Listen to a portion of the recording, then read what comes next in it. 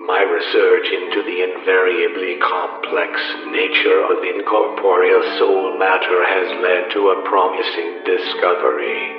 It would seem that souls come in two types: clear souls and black souls. Clear souls seem to act as neutral spirits.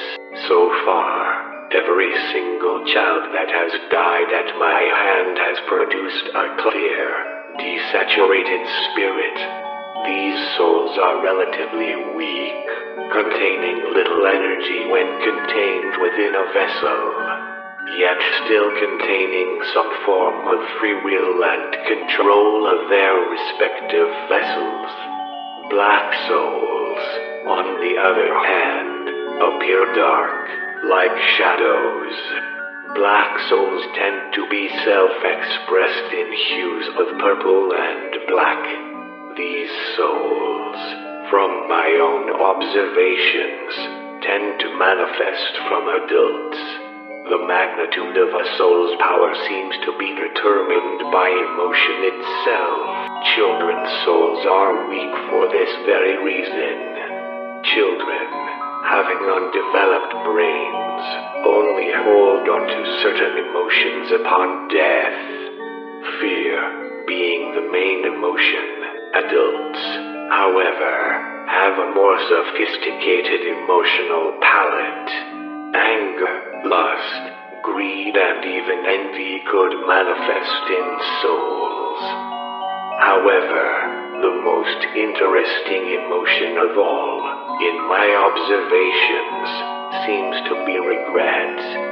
Regret directly taints a soul, turning it charred and black, and with the darkened hue comes considerable power. While spatial manipulation and hauntings usually go hand in hand. Take your common poltergeist, for example. This manipulation is usually only strong enough to raise or launch matter.